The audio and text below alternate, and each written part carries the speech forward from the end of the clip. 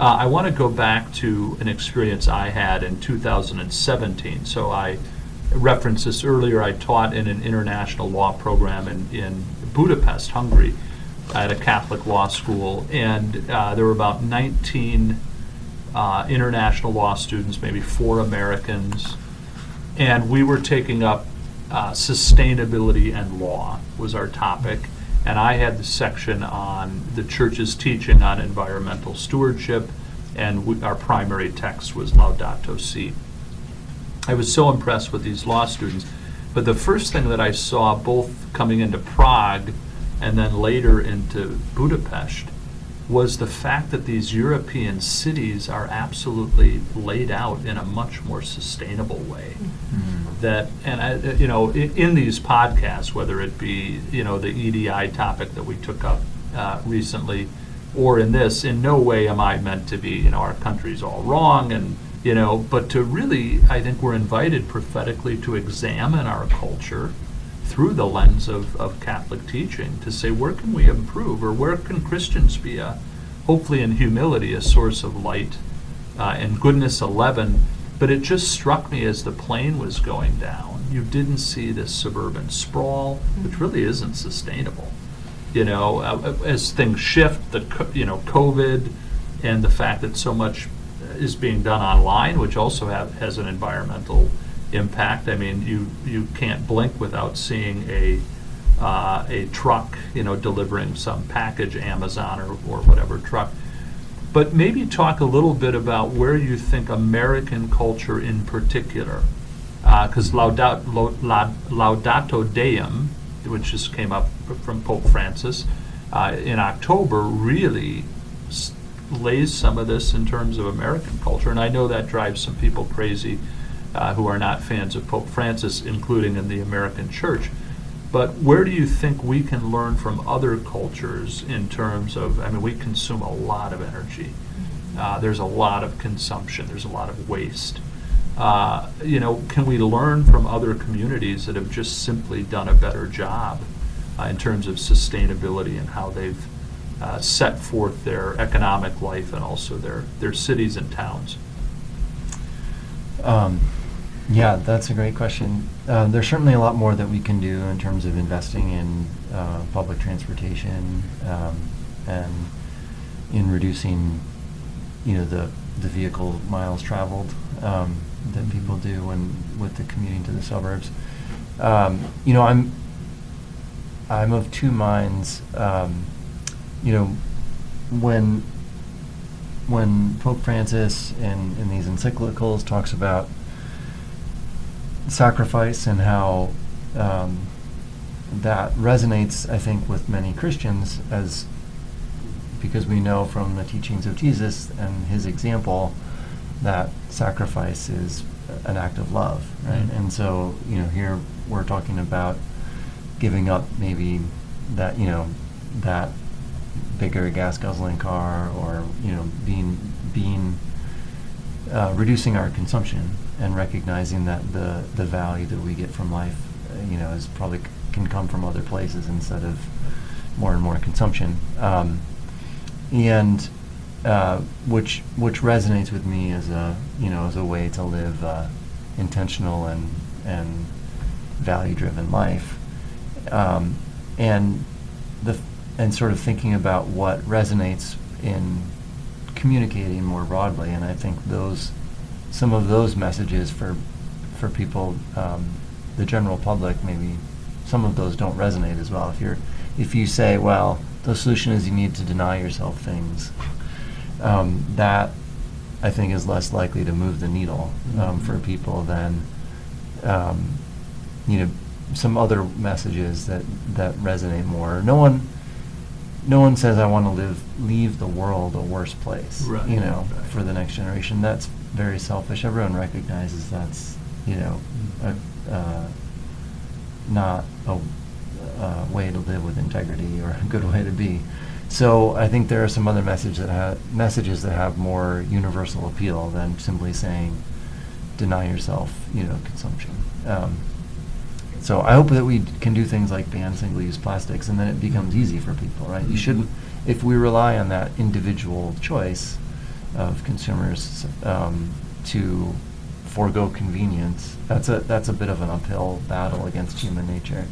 So I think there's ways we can make those changes more systemically. Yeah, and I think incrementally that people can say, okay, I can do this, this, and this. This is achievable. Rachel, what do you think? Including maybe root causes. What are some of the real root causes of the environmental peril and degradation? Wow, okay, so That's a big question. well, those are two very big questions, Yeah. right? And so I'll just take the first one. I want to emphasize, you were talking about urban planning effectively when you were looking at, what various international cities, how they're laid out versus how our cities are laid out. And, I spent a lot of time in New Haven, Connecticut. Mm-hmm. And if you think about the Revolutionary era cities, they actually were pretty well planned. Right. And many of the times they had a very substantial green space in the middle of them. And so I find myself wondering, well, why are these cities, why do they look so different? Why do newer cities look so different? And I think a big part of that is the advent of the car, right? So to go back to Joe's point about public transportation, that's something that many international cities have, and our public transportation systems are just not comparable for whatever the reason. But, I think some of the other things that we can learn just have to do with our ways of life and our lifestyles. We were talking earlier about the ponderous nature of the papal encyclical, but then you have to ask yourself, well, why don't I have the time to just sit down and read it? Why don't I have time to inspire myself to think differently about the way I work in the world? And I want to be sensitive because I know for many of the American people, some of whom have to work 2 jobs or, single parents, like time is a commodity, is a very precious commodity, and I think many of us are time poor. We have the things, we have the money, we have the cars, we don't have the time. And why don't we have time? Right. And that goes back to your point also about creature comforts. Because we're working to make the money, to get the things, but then we're losing the time. So, and that's like to encapsulate the first question. The second question around what are the roots of why we're here, I think it is this notion of progress. We are just sort of inherently competitive in many ways. Like we all want the next thing, we all want the whatever. But to go back, it's interesting because I was just to refresh myself for this conversation, I went back to the historical roots of our ecological crisis. I don't know if you've read it, but it's an article published in 1967. Wow. And in it, it's really worth a read. It's maybe only like 6 or 7 pages. But in that article, Lynn White talks about Christianity as both the promise and the problem.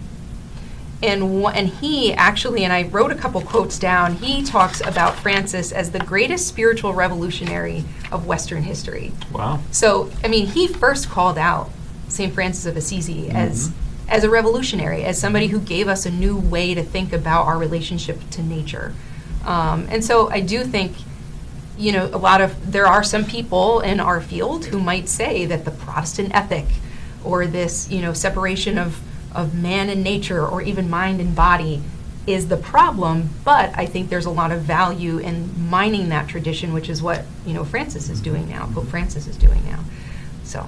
Yeah, that's beautiful. And he does have and again, I'm on record here on this podcast at a Basilica, which is the Pope's church, to say that I do favor robust as the description of Pope Francis's document, and not ponderous. Yes, not ponderous. So I'm withdrawing ponderous. But and I agree with you, Rachel. We do ask the question: what do we have time to do? How do we prioritize our time? And the reason he put in so much effort is it's proportionate to the crisis of what we're facing. I loved your comment, Joe, about single-use plastic. I have to confess that that's an area where I need to grow.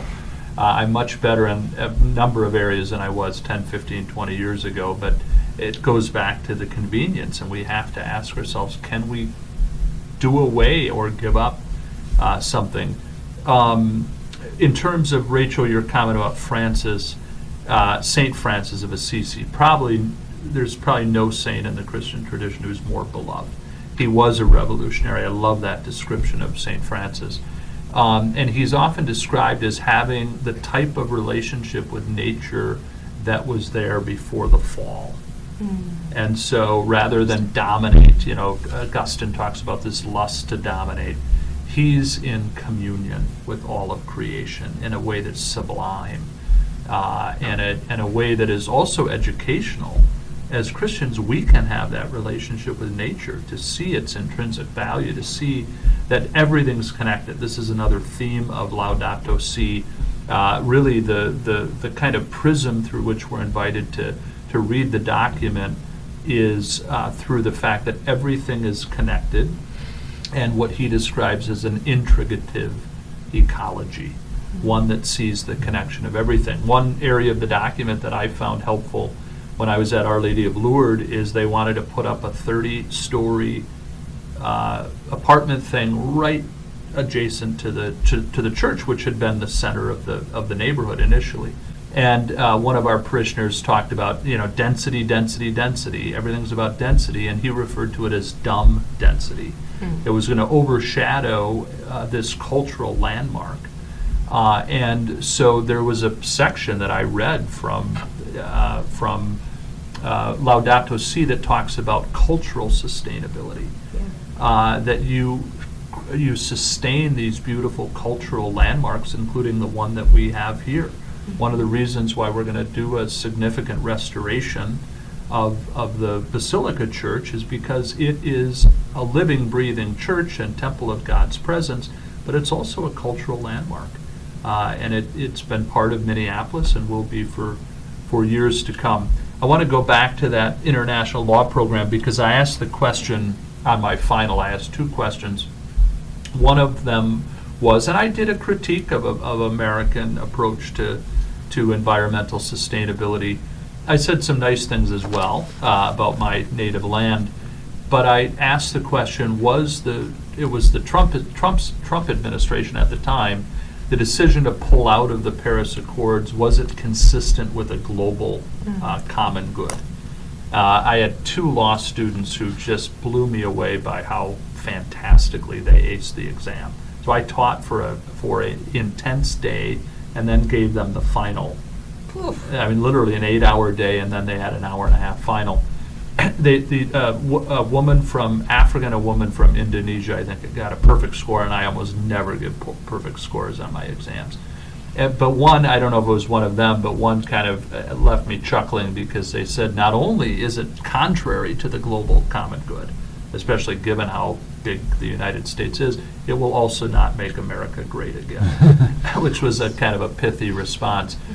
But I was also struck by the fact that every one of these international law students approached this issue from their own country's culture and history. So one student said, she was from an Eastern country, said, we're dealing with more about corruption in business and in politics, and we can't even get to questions of sustainability. They're not even on the table. A Brazilian student had a rather interesting response from her own culture. And then there were the American students as well. But I do want to go to American culture, because I asked this in an earlier podcast. The church is called to be a reader of the signs of the times, but also to critique with humility what in a particular culture might inhibit social flourishing or collective flourishing. That there can be social sin. We see it with racial injustice. We see it with other persistent and systemic issues of injustice. And I think we've seen it in some places with regard to the lack of care or the lack of awareness to where we are on the environment. What do you think, where can American culture grow and be transformed in response? How do we raise awareness of our fellow citizens and also our fellow Christians and people of goodwill? What can we do without, because if we're moralizing, which neither of you are, how do we come at this in a way that proposes and invites rather than imposes and inhibits? I'm aware that I'm chatty, so I just want to make You're sure doing I'm great. I don't step all over your toes, Joe. Well, so Father, this is a great question, and there's a couple things. And you say American culture. I think American. I'm thinking more in terms of American ways of being. One of them is, well, it's two sides of the same coin. One is to recognize other as more than just my doppelganger. Mm-hmm. So whether that leads into conversations around race, that leads to conversations around other species. And one of the things, and I'll just give you an example, I think we are capable of seeing suffering in other humans, but we're not capable or paying attention to suffering in nature. Interesting. And I say that, so one of the things I focus on in my work is tree health. And the emerald ash borer is a non-native invasive beetle that's come to the United States roughly around 2002 and has almost decimated the entire ash genus. Wow. It's a genus of trees, very common in this part of the country, very substantial native significance, cultural significance. It's the Axis Mundi. It's a really cool creation story. But the point is, these insects have largely come over because of international trade. They've been brought over in shipping pallets. And so these insects are impacting these trees, but they don't kill the tree right away. They kill the tree over 2 years. It's like death by 1,000 paper cuts. Wow. And so what we're seeing is all you have to do is fly over the Rocky Mountains and see all the standing dead dying trees from pine beetles. Like, these insects are killing trees, and all around us is nature suffering, but we're either not able to see it or not looking. And so I guess in my mind, that's the two sides of the same coin, seeing other as more than just me in the mirror, and then also paying attention to what the implications of our actions ultimately are. And I know sometimes that's hard if you're not like a trained forester or a scientist, but we have to be paying attention a little more than we are. And that just goes to, I think, our dwindling connection to people. The pandemic was problematic in many, many ways, but what it did, in addition to, what it did was keep us even more removed from each other. So now the norm is digital communication, as opposed to being in communion, physical communion with each other. Right. Boy, I think that's well said. Just a couple reactions to that. One is that I think we struggle in American culture with this excessive individualism and not moving beyond. I actually do think we struggle seeing the suffering of others. We're more akin to see it, obviously, than in other parts of nature. But one of the conveners made a note, or one of the speakers at our conference, that he talked about going on a study abroad trip to New Zealand, and he could see the difference in terms of how they approach the land, how they approach nature, how they approach their friends, that there was this beautiful communitarian ethic that extended to the land. And we see it in other places. We see it with Latino communities outside of the United States, beyond that there's a closeness to the land and a oneness. And because of it, more of a inclination to respect your homeland, to respect your environment, the land. It doesn't mean that environmental degradation doesn't happen other places. It certainly does, but there's a closeness, and I think we're invited to kind of, in American life, and it's one of the reasons why I asked the question about, the United States decision, that we can tend to be myopic or tend to be excessively focused on our immediate individual need and not see the good of our neighbor and the good of nature. Joe, any thoughts on that? Unfortunately, climate has become something that's ideologically polarized, Right. and so that is a big challenge, and that's one of the things that I was so happy to see Pope Francis make this a prominent issue, is because that has the potential to bridge this partisan divide that we see now, where people say, I don't identify with people who want to fix climate change because they're not like me, and they might say they're not Christian. And so if we can say, no, this is something that speaks to that your Christian faith compels you to pay attention to, and there are solutions that are very consistent with your values, that has the potential to bridge that divide. And that's,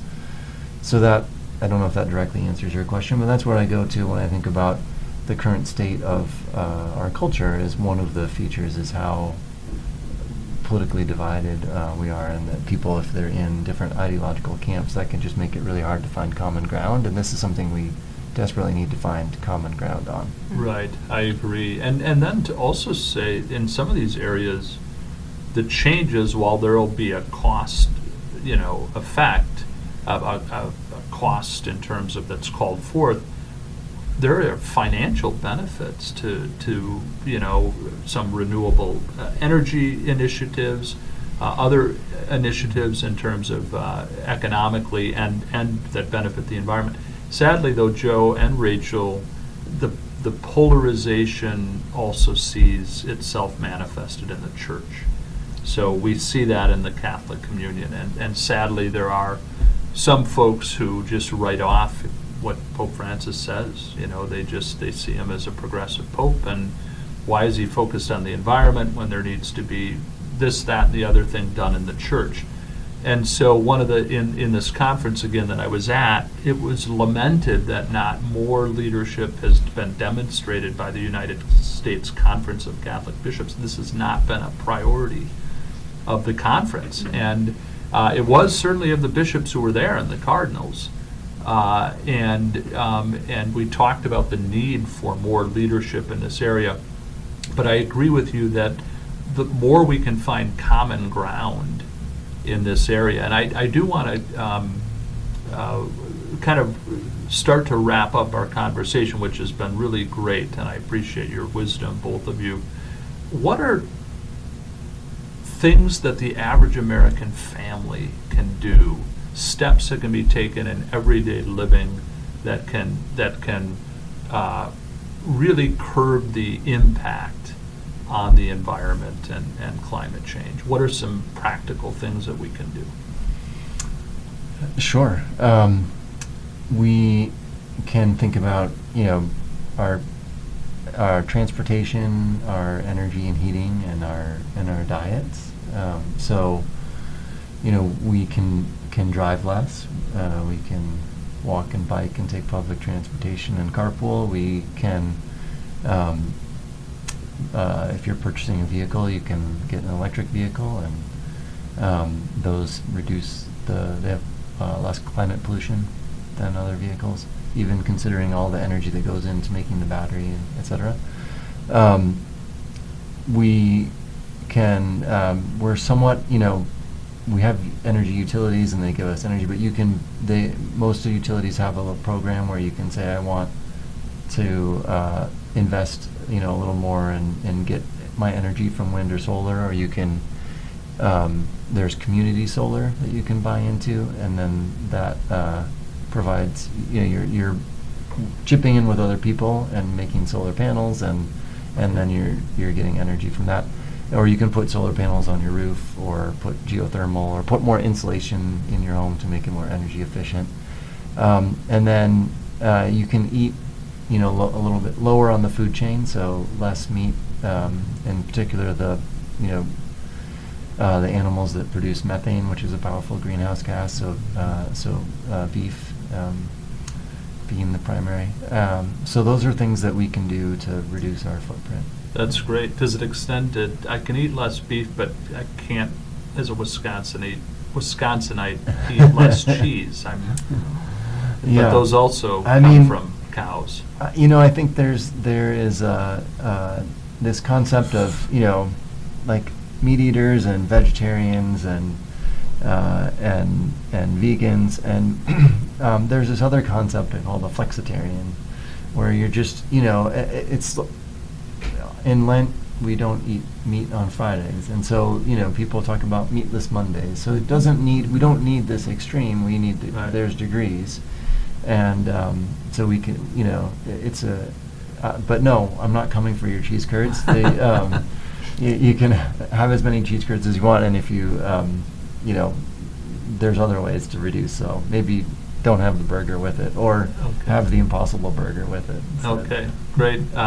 One of the other things that was moving about this gathering is we had some folks from different Catholic universities, and I remember one of the presenters from the University of Loyola in Chicago, just talking about the work that they're doing there. And I was talking to, he wasn't at the conference, and we are doing Chatham House rules where we're not attributing anything to any person directly. But I ran into the former dean of the law school at a celebration, and he's president. He's just about to retire at St. Mary's University in San Antonio, and he said, "Is St. Thomas a Laudato Si university?" So they actually have, and I said, "I don't know, but I'm going to find out." And certainly Loyola of Chicago is, and St. Mary's is.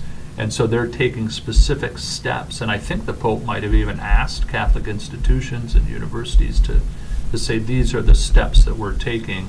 And in Loyola of Chicago, they have more green space, their campus, than any other place in the city of Chicago. Chicago was saying that they were going to have the most.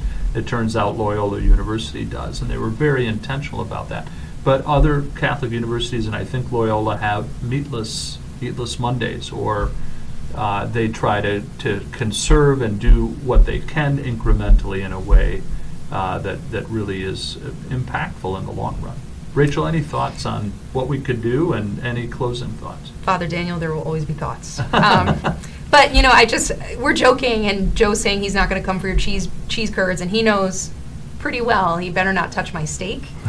But I think there's something to that, and I'll just compliment what Joe said. He gave a lot of good concrete suggestions, and I'll give maybe a little bit more of a philosophical side to what we can do. Positive action begets positive action. And if we feel good about the choices that we're making, we're going to make more of those choices. So, telling yourself, I can never have a steak again, or, I can't possibly, travel or go on vacation, that's never going to get us to the level of change that we need. We need to find joy and not see it as a deprivation of, or a movement from, but a movement toward. Yeah. And I think there's lots of options out there. Every day you have a choice. And if you falter today, that doesn't mean tomorrow you can't make a better choice. And so I do think building positivity and energy and patience with ourselves. Yeah. These are big changes that we have to make, and they're countercultural in some ways. And I think the other thing that I will say is, there's a saying in our field, you can't conserve what you don't know. And I would take that one step further and say you can't conserve what you don't love. And I know it maybe sounds a little woo-woo or corny, but fall in love with nature. Take the time when you're walking. You don't need to know everything there ever was to know about the physiology of a tree, but take note of that tree. Pay attention to what's around you and be thankful for it, because you just never know whether that tree is going to be there tomorrow. So I think it's important to love nature, love your neighbor, because they're linked, and just be kind, be patient with yourself, be patient with others, and let's stop vilifying the them. People make their choices day to day for their own reasons, and let's just support each other in doing better the next time. Yeah, that's great, and that's a wonderful way to wrap up. I think that, and I appreciate so much the wisdom of both of you. I'll come back to that in 1 second, but I think every day we wake up, we have a choice. We can, and particularly as Christian disciples, we can live in a way that manifests love for God. We can live in a way where we manifest our love for our own person, our own nature, and we can live in a way that manifests our love and respect for the created order and created nature. And as you said, Rachel, to see the connection between love of nature and love of neighbor. That the entire Christian and Jewish faith, Judeo-Christian tradition is founded on love of God and love of neighbor. Justice in the biblical tradition is right relationship with God and neighbor, but also calls us to a right relationship with creation. And then to repair that harm. I do the work in restorative justice. We've got to repair the harm. We've got to name it, which is what Pope Francis was doing. And then he called us to repair it because it's a gift from God, and I think we can invite God into that mix. What I want to end with is just my continuing inspiration of the gifted community we have at Basilica of St. Mary. And it's one thing that, you're both very bright and you're passionate and likable. It's one thing to have those gifts. It's another thing God calls us to use them, to not put them under a bushel basket. So your preparation for this time, your willingness to come in, I see countless examples of that in our parish, and I can tell you a year and a half in as pastor, with the challenges we have. Financially, we've got to restore our church, we've got to grow, we've got to get out beyond our walls to serve and embrace the broader community. But what continuously inspires me time and time again are working and meeting people like you, because I think God gives us these incredible gifted people who are using their gifts generously to serve the parish, to serve our broader community. So thank you to both of you, and thanks for being part of the conversation. And our BasiliCAST, please join us next time as we continue our conversation on our Catholic tradition, on modern Catholic discipleship.